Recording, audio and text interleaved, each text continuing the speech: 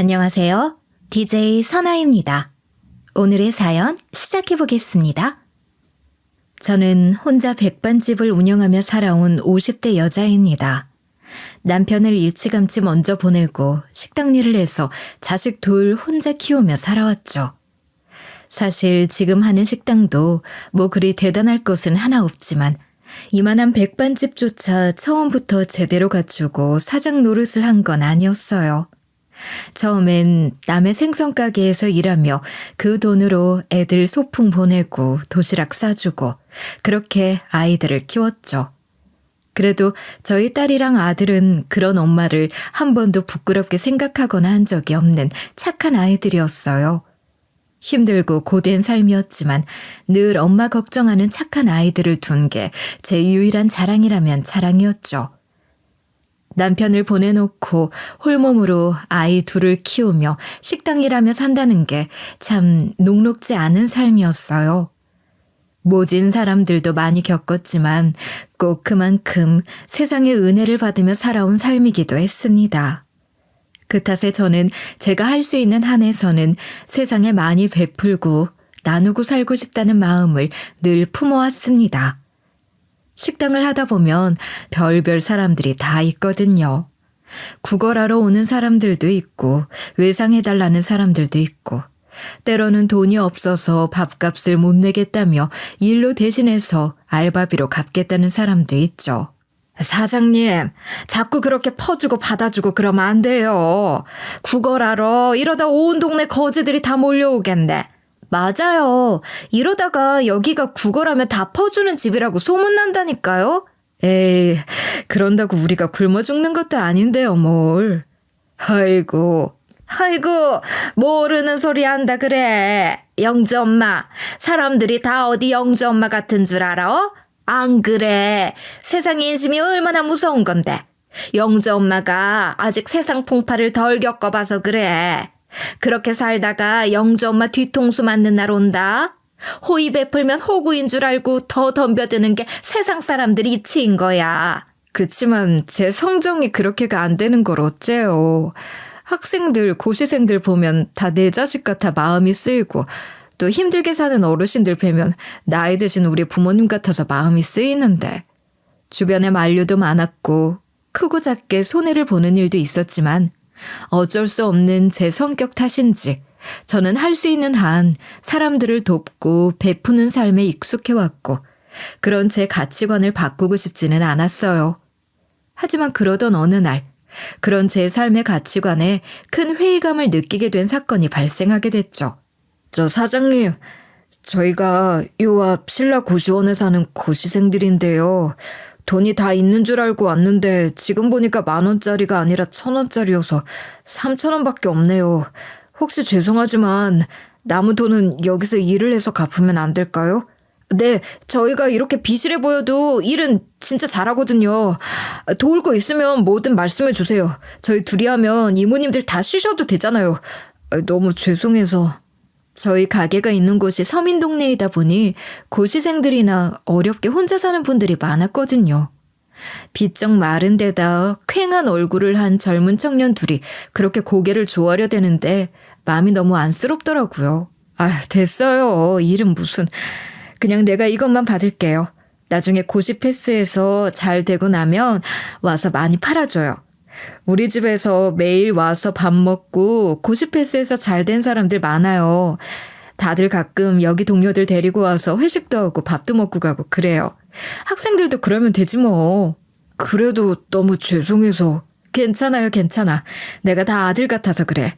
공부하기도 벅찰 텐데 힘든 식당 일까지 하고 가면 부모님 보기 안쓰러워서 어째. 얼른 가서 공부나 해요. 정말 감사합니다. 감사합니다, 사장님. 나중에 꼭 갚겠습니다. 정말 감사합니다. 사장님, 또 그러신다, 진짜. 그렇게 자꾸 받아주면 안 된다니까요.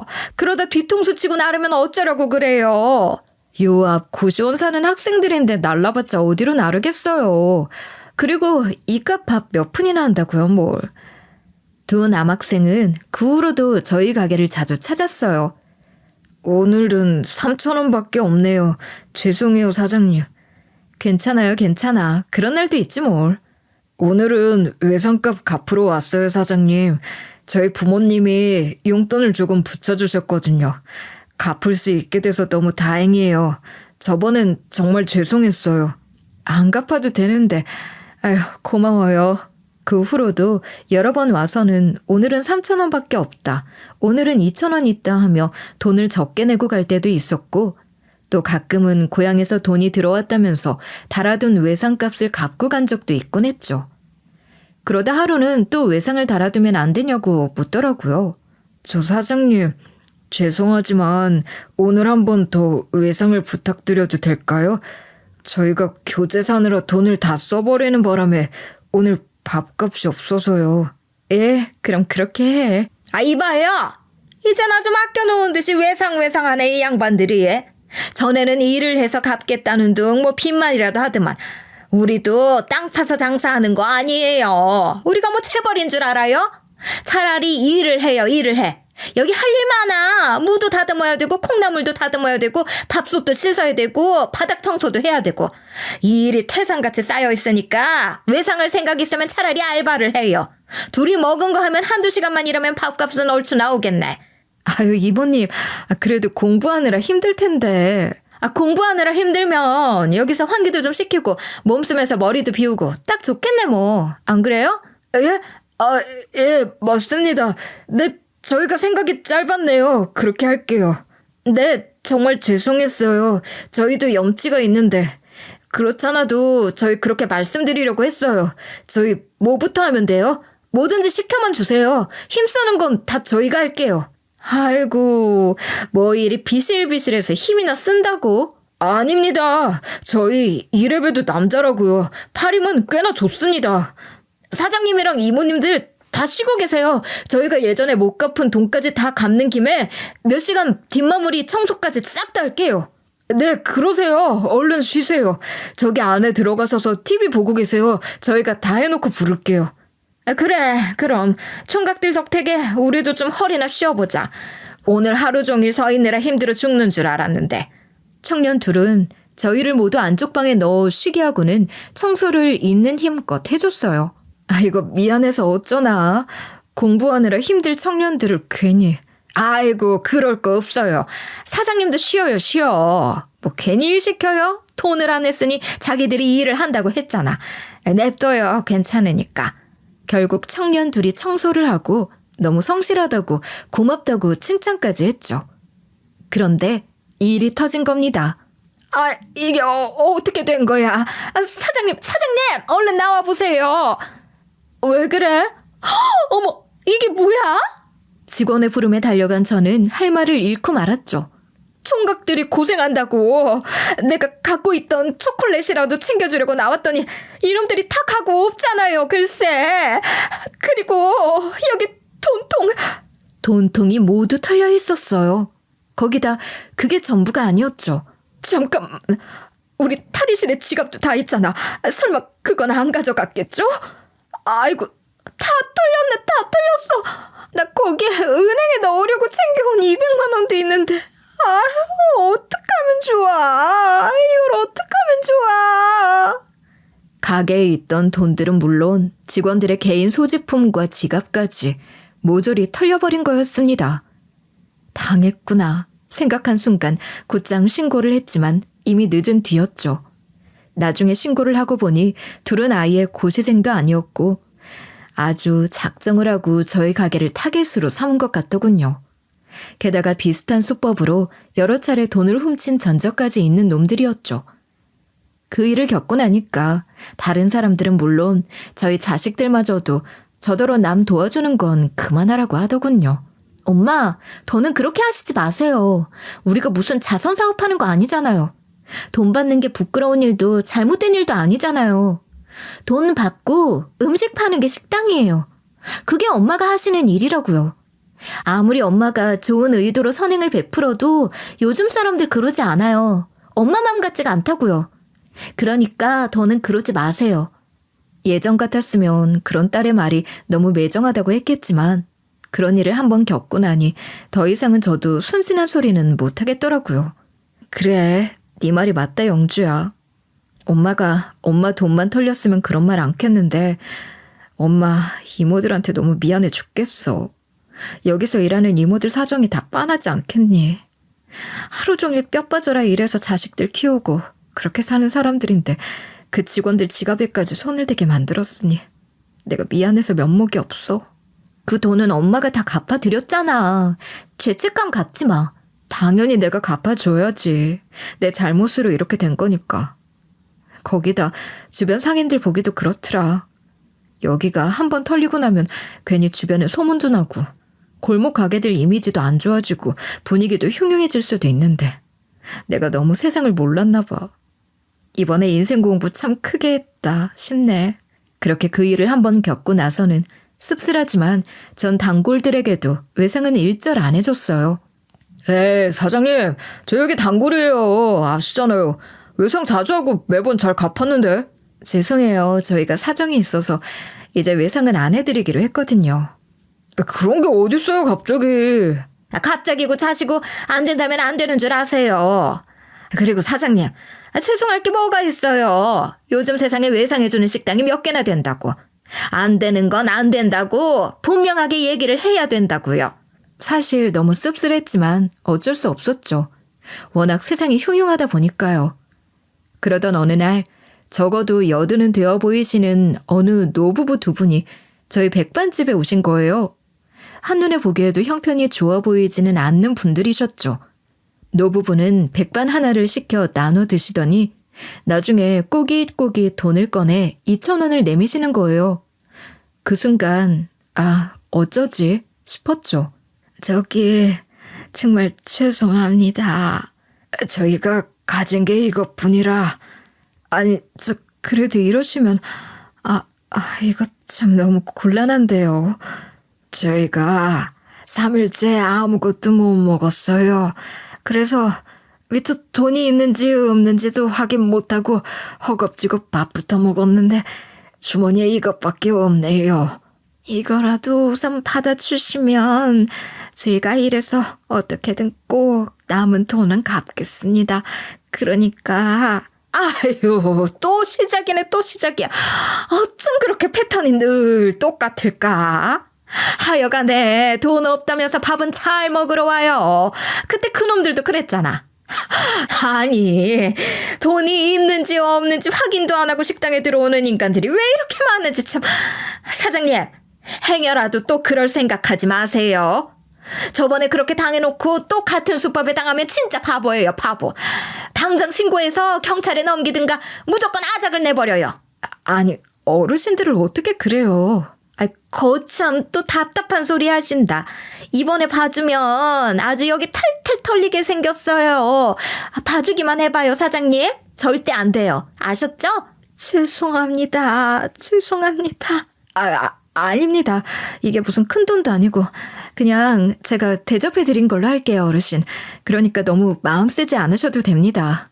결국 전 직원들의 강경한 반대에도 불구하고 2,000원만 받고 두 분을 보냈어요. 감사합니다. 정말 감사합니다. 남은 돈도 꼭 갚겠습니다. 이번 주 안으로 꼭 남은 7,000원 갚으러 올게요. 예, 저희 빚지고는 안 삽니다. 꼭 갚을게요 사장님. 고맙습니다. 아유, 사장님 정말 또 그렇게 당하셔놓고 아직도 이러시면 어떡해요 정말. 이상하게 마음에 자꾸 밟혀서 그래요. 아이고 사장님 언제 안 그런 적이 있다고? 못 말려 진짜. 이러다 더 큰일 한번 당해봐야 정신을 차리시지. 직원들의 성화에도 불고 그렇게 두 사람을 보내고도 괜히 마음이 쓰이더라고요. 이상하게 자꾸 마음에 밟히는 분들이었죠. 그런데 마침 그때 들어오시던 손님 두 분이 방금 나가신 노부부에 대한 얘기를 나누는 거예요. 그분들 맞지? 그러네요. 그래도 식사하실 여유는 있으신가 보네. 저 혹시 방금 나가신 분들을 아세요? 알고 보니 그때 들어온 손님 두 사람은 사회복지사들이더라고요. 모든 지원도 다 거부하시고 도움 드리겠다고 찾아가도 도통 문도 안 열어주시고 그러니까 저희도 방법이 없었죠. 어떻게 사시는 건지, 식사는 제대로 하시는 건지 걱정이 됐는데 그래도 식당에 와서 밥도 사드시고 하는가 보네요. 폐지줍고에서 생활 겨우 하시는 걸로 알고 있는데 돈이 되셨나? 이 얘기까지 듣고 나니 도저히 그냥은 못 넘어가겠더라고요. 꼭 돈 벌어 다시 오겠다고, 남은 7천 원은 이번 주 안으로 꼭 갚겠다고 여러 번 말씀하시던 모습이 자꾸 생각이 났죠. 그걸 갚으려고 또 폐지를 줍거나 얼마나 고생을 하시겠나 걱정도 됐고요. 그래서 전 복지사분들께 양해를 구하고 주소를 여쭤봤고, 그렇게 그 다음날 아침 직원들한텐 말 않고 그 집으로 찾아갔죠. 새벽부터 만든 반찬들을 바리바리 싸가지고서 말이죠. 어르신, 안 계세요? 아무도 안 계세요? 작고 낡은 방문을 계속해 두드려도 반응이 없었고 전 혹시나 싶어 문을 열어봤습니다. 그리고 그 안에 펼쳐진 전혀 예상하지 못했던 광경에 저는 그만 기함하고 말았습니다. 좁은 방 안에서 제가 목격한 건 다름 아닌 방 한쪽 벽에 가득 쌓여있는 지폐더미였습니다. 빳빳한 만원권으로 천장까지 닿을 듯 쌓여있는 돈더미들. 그 순간 골이 얼얼하더라고요. 아, 나 또 속은 건가 싶었죠. 와, 내가 이렇게 순진했구나. 사회복지사분들이 절대 집에 못 오게 한다고, 김치나 국 갖고 방문해도 문 안 열어주시는 분들이라고, 돈도 안 받고 도움도 안 받고 자기네들 알아서 사시는 분들이라고 했던 이유가 바로 이거였구나. 사실은 알부자들인데 불쌍한 어르신 흉내내고 다니면서 혜택만 뽑아먹는 거였나? 정말 속으로 별별 생각이 다 들었습니다. 그런 분들에게 드리려고 반찬을 종류별로 그득그득 담아온 저 자신에게 요즘 아이들 말로 현타까지 오는 순간이었죠. 그렇게 멍하니 보다 다리에 힘이 풀려 주저앉고 말았습니다. 사장님. 저와 제 손에 들고 있던 반찬들을 번갈아 보시던 노부부는 저를 보시더니 잠시 말이 없었고 곧 안으로 들어가자고 하시더군요. 이걸 보고 놀라셨죠? 저렇게 돈이 많은데 왜 그러고 사나 싶으셨을 거예요. 노부부는 작디 작은 부엌에서 차를 한 잔 내주며 얘기를 시작했습니다. 그리고 제가 노부부에게서 들은 얘기는 정말 놀라웠어요. 저희 부부한테 딸이 하나 있었습니다. 하나 있는 딸을 먼저 여의었습니다. 그 애가 겨우 30 되던 해였죠.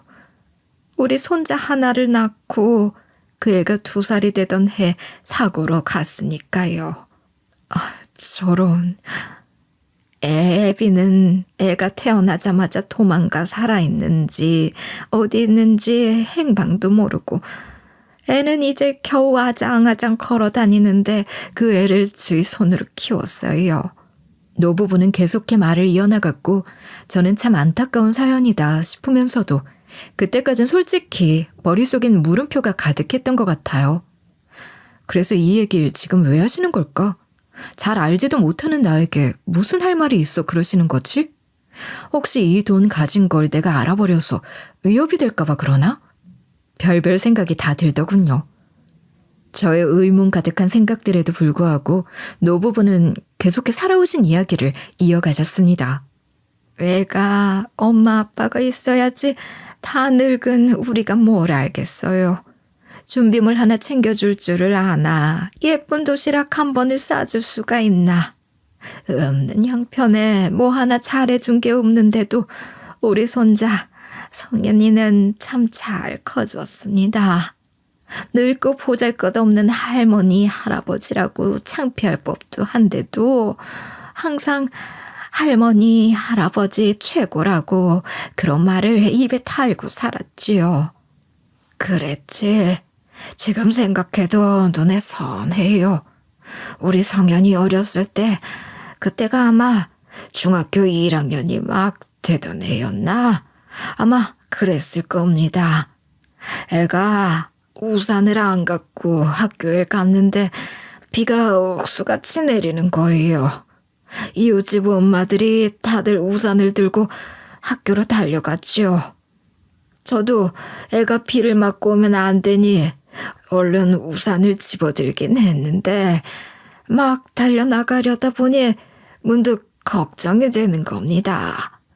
애가 초등학교 1학년도 아니고 중학생이 돼 친구들도 많이 사귀고 했을 텐데 손주가 늙은 할애비 오는 걸 싫어하면 어쩌나 싶어서요.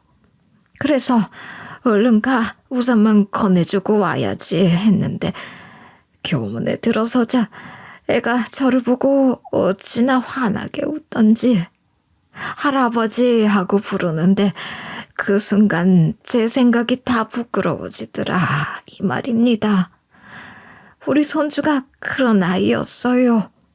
제대로 뭐 하나 해준 거 없는 할미 할애비지만 단 한 번을 부끄럽게 여긴 적이 없고 늘 밝게 웃고 고맙다고 하고 그렇게 착한 아이였습니다.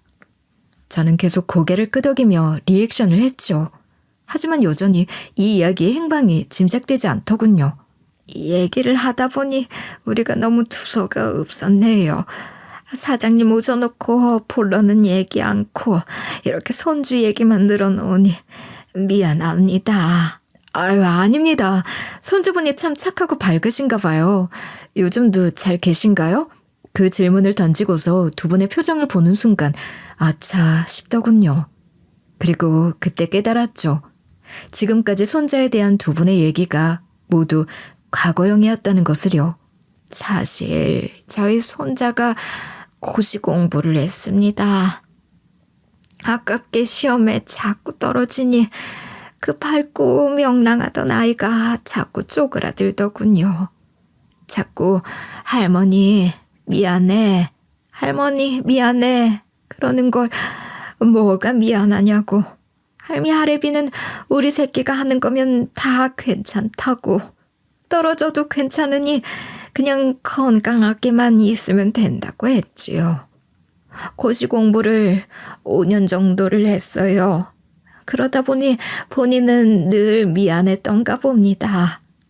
얼른 나가 돈을 벌어야 하는데 공부하느라 효도 못해서 미안하다고 했지요.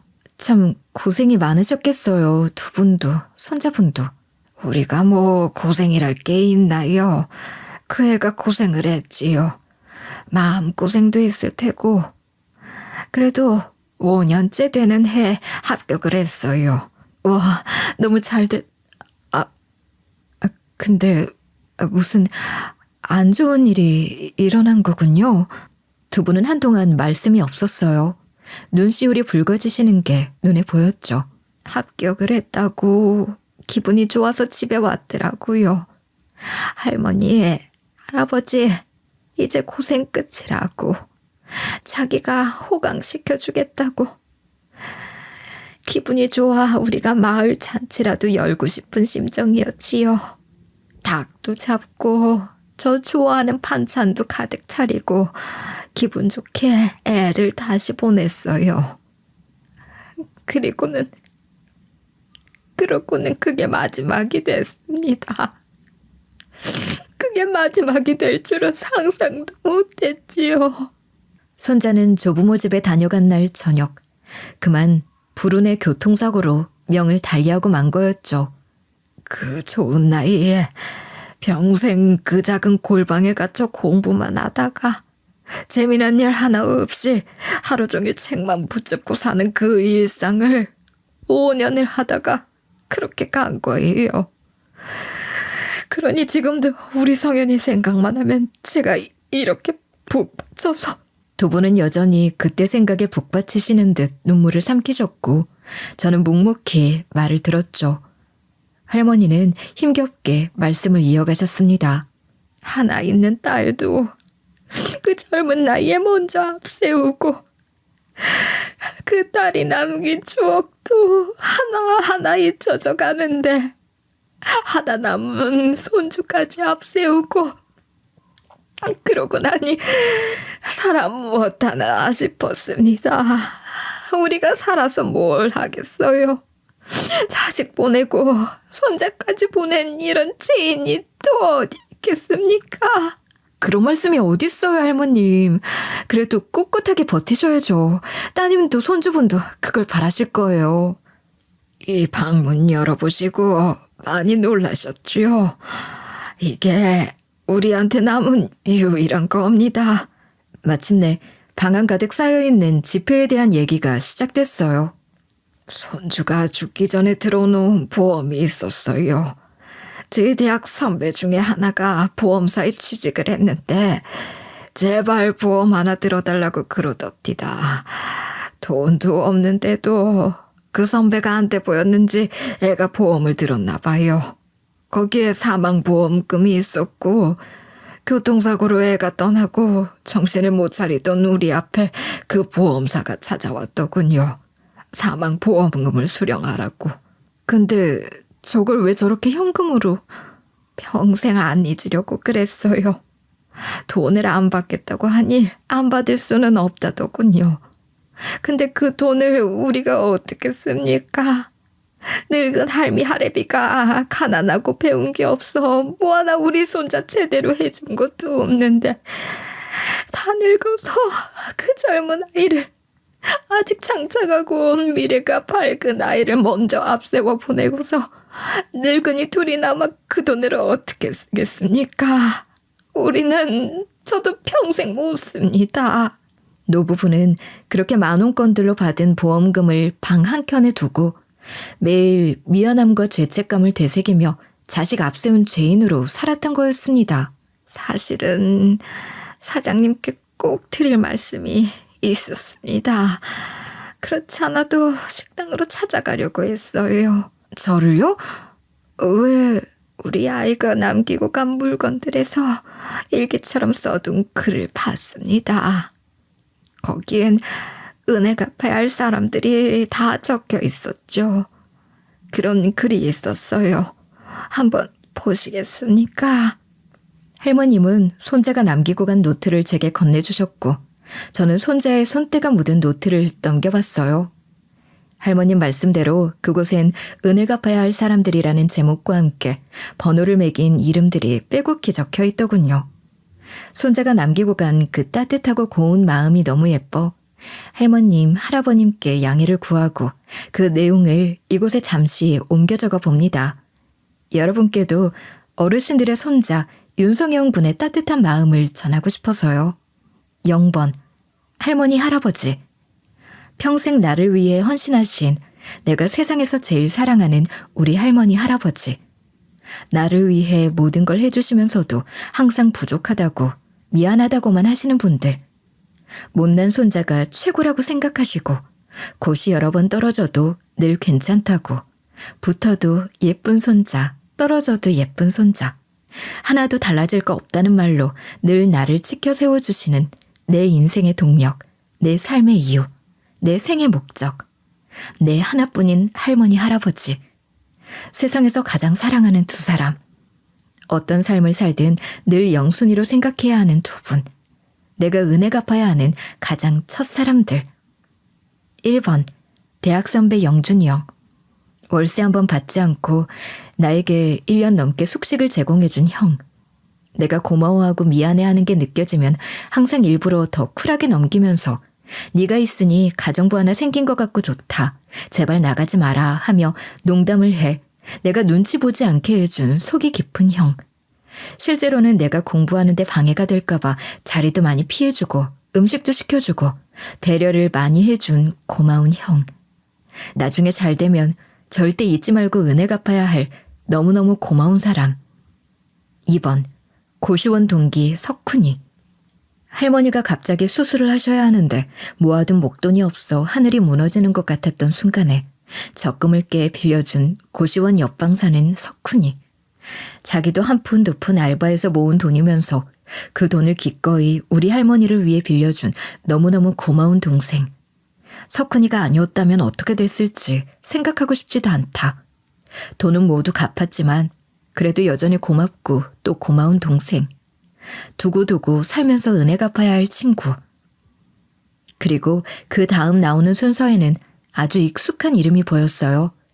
바로 저희 가게, 그리고 제 이름이었죠.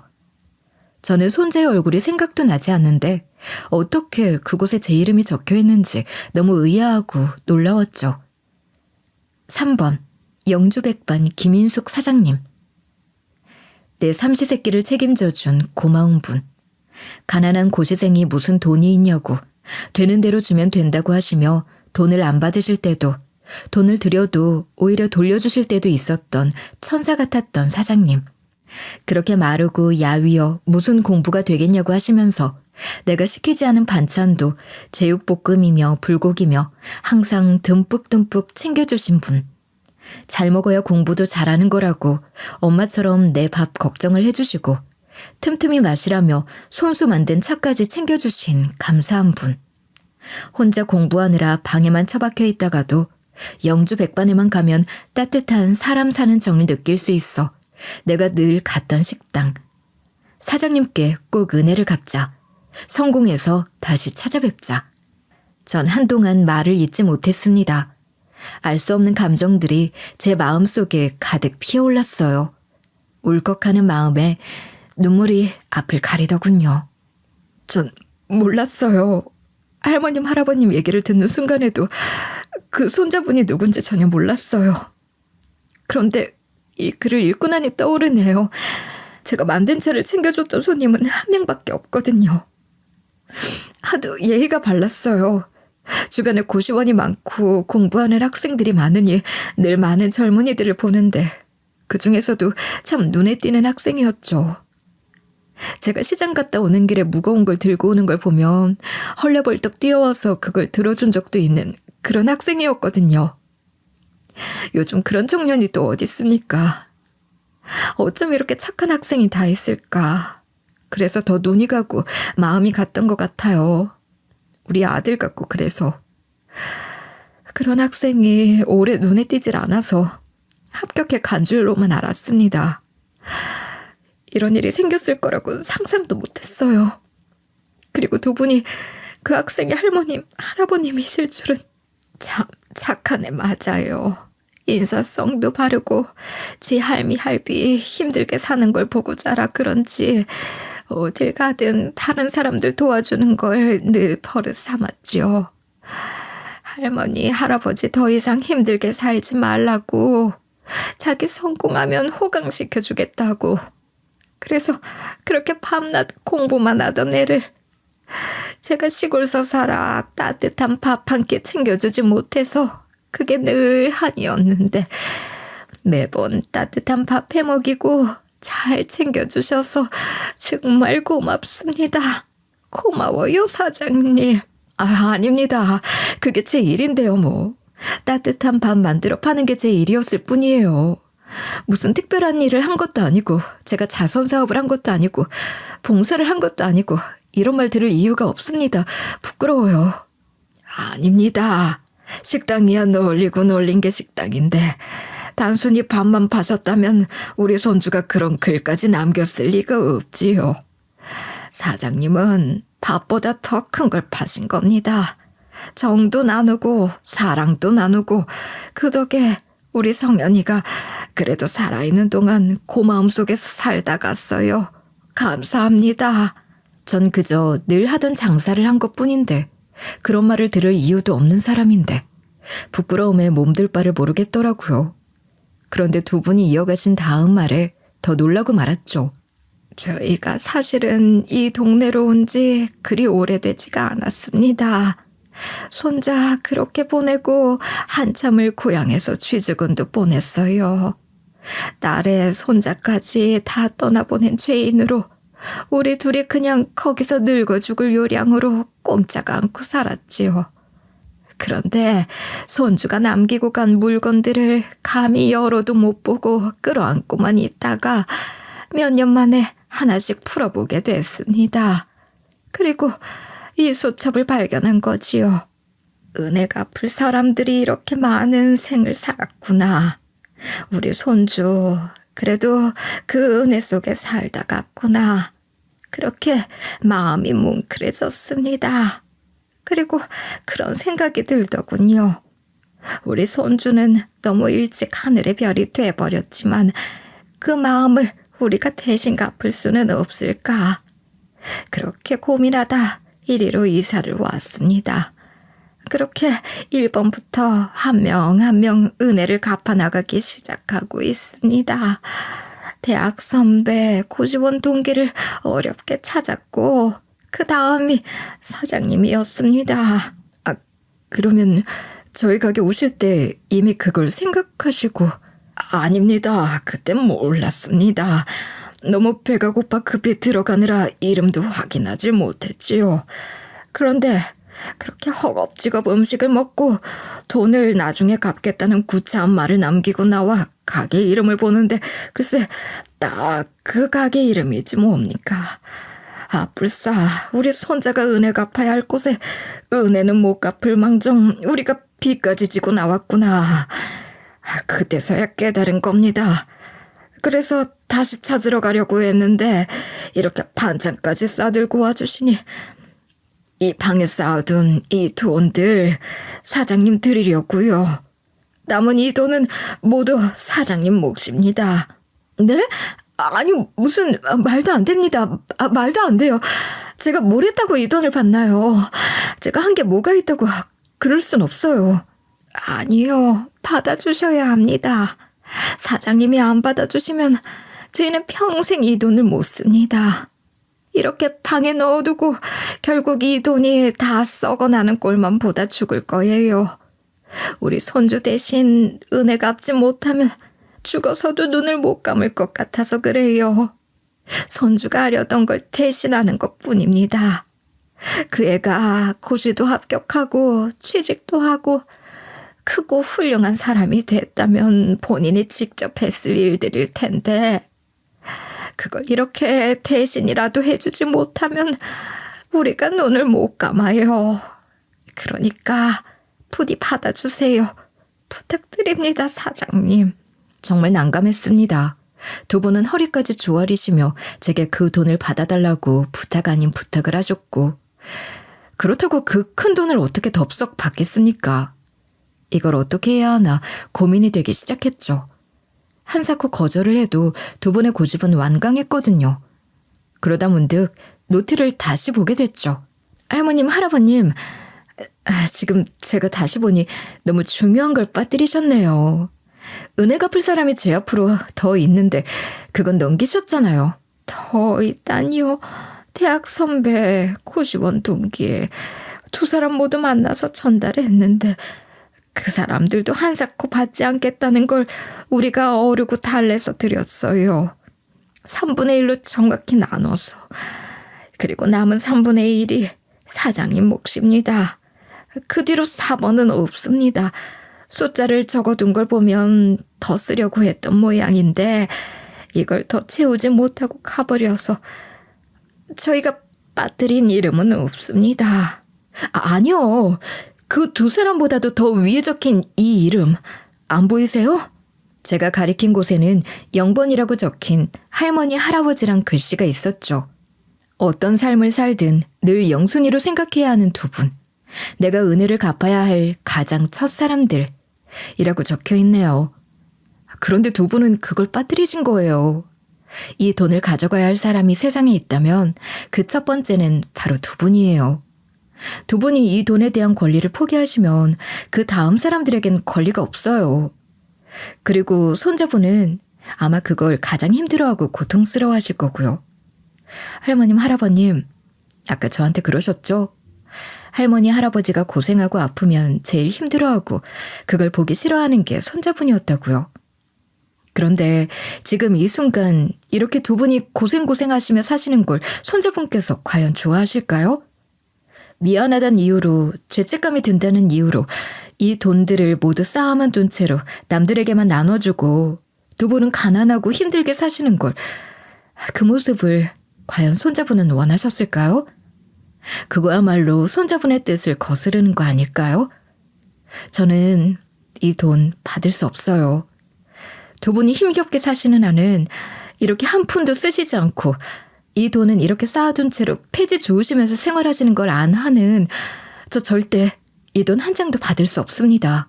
완강하던 두 분은 결국 제 말에 설득되기 시작했고 눈물을 보이기 시작하셨어요. 우리가 그 수첩을 그렇게 닳도록 봤는데, 은혜 갚을 사람들 이름을 닳도록 외웠는데 거기 우리 이름 적혔다는 생각은 한 번도 해본 적이 없어요.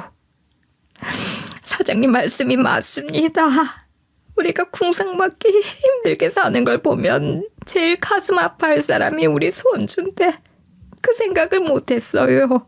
그런데 다 늙고 우리가 이 돈 갖고 쓸 데가 어디 있겠습니까? 내일 모레 가도 이상하지 않을 나이인데. 그런 말씀 마세요. 두 분 다 이렇게 건강하시고 정정하신데요. 저희는 이제 아파도 큰 병이 와도 병원에다 돈 쓰지 않을 거예요. 그냥 자연스럽게 살다가 자연스럽게 죽을 겁니다. 악착같이 살아남으려고 연명으로 이어가려고 그렇게 병원에다 돈 쓰지 않을 겁니다. 그러니까 저희는 쓸 데가 없어요. 맞습니다. 그러니 그냥 다 받아주시면. 그럼 이렇게 하면 어떨까요? 기어코 그 돈을 저더러 다 주시겠다는 두 분께 저는 제안을 하기 시작했죠. 실은 제가 전부터 생각해오던 일이 있는데 자본이 부족해 실행에 옮기지는 못했거든요. 이 돈으로 저희 백반집에서 무료 급식소를 운영해보면 어떨까요? 무료 급식소요? 네, 사실 이 동네가 아시다시피 참 달동네예요. 주머니 사정이 좋지 않은 사람들이 많이 모여 살고 따뜻한 밥 한 끼 먹기가 힘든 사람들이 많죠. 가난한 학생들, 젊은 청년들, 그리고 연세 드신 어르신들까지. 식당을 하다 보면 참 어려운 사람들을 많이 보게 되거든요. 누군가에겐 그깟 돈 한 푼일 8,000원, 9,000원이 없어서 백반 한 끼를 못 드시는 분들을 볼 때마다 참 마음이 아팠습니다. 내가 조금만 더 여유가 있었다면 저분들께 돈을 안 받고 그냥 밥이라도 드리면 좋겠다. 그런 생각을 했죠. 어렵게 사시는 어르신들도 많이 계신데다 또 복지 사각지대에 놓인 취약계층도 많이 계시는 걸로 알고 있어요. 호적상으로는 자식이 있으니 나라로부터 제대로 된 지원을 받지 못하는데 실제로는 자식과 연이 끊겼다거나 하는 이유들로 말이에요. 그런 분들께 도움이 되면 좋을 것 같아서 무료 급식소를 해보면 어떨까 하는데 두 분은 어떻게 생각하세요? 이 돈이 그렇게 잘 쓰일 수 있다면 저희야 감사한 일이지만 식당 하시는데 그렇게 무료로 하는 게 사장님께서 괜찮으실지 그게 걱정이네요. 아닙니다. 오히려 저희한텐 좋은 일인데요, 뭘. 좋은 입소문이 나면 모르시던 분들도 찾아오실 수도 있고요. 그렇게 두 분과 얘기를 나눠 저희는 일주일에 3번 무료 급식소 운영을 시작했습니다. 동네에 사시는 어르신들과 배고픈 청년들이 와 따뜻한 밥 한 끼로 배도 채우고 정도 채우고 갔으면 하는 마음을 담아 두 분과 함께 운영을 해나갔죠. 두 분은 폐지 주어 생활하시는 대신 급식소 운영을 위해 좋은 먹거리를 사고 다듬는 일을 도와주시는 일을 하셨고요. 두 분 덕에 급식소도 잘 되고 두 분도 활기를 찾아가시니 서로가 참 좋은 일이었어요. 그 기운이 전해져서인지 식당을 찾아오시는 분들도 하나같이 좋은 반응을 보여주셨습니다. 정말 잘 먹고 갑니다. 이렇게 따뜻하게 갓 지은 정성 들인 밥을 먹어본 지가 얼마나 오래전인지 고맙습니다. 저도 정말 잘 먹었어요, 사장님. 근데 여기 사진 걸린 이분은 누구예요? 전에 올 땐 못 보던 사진인 것 같은데. 우리 손주예요. 우리 손주 예쁘죠? 네, 참 잘생기셨네요. 아주 착하고 선하게 생기셨습니다. 무엇보다 할머님과 할아버님 두 분께서 더 이상 미안함과 죄책감만을 느끼는 대신 손주의 사랑을 더 널리 나누며 다시금 웃기도 하시며 더 활기찬 날들을 보내신다는 게 저로선 참 좋더라고요. 할머님, 할아버님, 너무 감사해요. 제가 제안한 일 이렇게 흔쾌히 동의해 주시고 함께 해주셔서. 우리가 더 감사하지요. 이런 생각을 우리는 죽었다 깨나도 못했을 거예요. 우리 손주의 따뜻했던 그 성정과 그런 손주가 남기고 간 그 돈을 이렇게라도 세상에 나누고 돌려주고 그렇게 할 수 있어 얼마나 다행인지 모릅니다. 어제는 밤에 누워 그런 생각이 들더군요. 우리 애가 더 오래 살아 있었다면 그 수첩에 몇 명의 이름이나 적고 갔을까 하는 생각이요. 겨우 20몇 년 짧은 생이었으니 수첩의 빈칸을 너무 많이 남기고 갔지요. 훌륭한 어른도 되고 나이도 먹고 했다면 그 수첩 칸을 더 많이 채워갔을 녀석입니다. 그리고 생각하니 이런 생각이 들더라고요. 우리가 지금 하고 있는 이 일은 그 녀석이 살면서 써내려갔을 무수한 이름들, 그 이름들에게 다 은혜를 갚는 일일지도 모르겠구나, 그런 생각 말입니다. 그러니 이 얼마나 고마운 일입니까? 두 분의 말씀처럼 그 해맑고 선했던 청년의 마음이 세상에 조금씩 퍼져나갈 수 있다면, 그로 인해 아주 조금만 더 따뜻한 세상이 될 수 있다면 그 자체로 얼마나 기쁜 일이겠는가, 그런 생각이 듭니다. 사실 남을 돕는다는 게, 봉사를 한다는 게 아주 크고 대단한 일은 아닐 수 있을 것도 같아요. 저희가 하고 있는 이 일도 비록 대단한 기부나 봉사는 아니지만 저희가 사는 이 동네에 아주 작게나마 좋은 바람을 불어넣어주고 있다면 그걸로 된 거죠. 그동안 살아오면서 누군가를 도우려는 마음 때문에 오히려 손해를 보거나 누군가의 시쳇말처럼 호의로 베푼 일이 호구당하는 일로 돌아오는 경우도 있었지만, 그럼에도 저는 제 가치관을 저버리지 않고 계속 꿋꿋하게 살아왔던 날들에 후회가 없습니다. 그런 마음이 아니었다면 저는 그 청년에게 좋은 기억으로 남지도 못했을 테고, 그랬다면 두 분을 만나지도 못했을 테니까요. 비록 큰일은 아니지만 앞으로도 더 열심히 가까운 주변으로부터 시작해 더 범위를 넓혀가며 할 수 있는 한 열심히 봉사하는 삶을 살아보겠습니다. 지금까지 들어주신 분들께 정말 감사드립니다.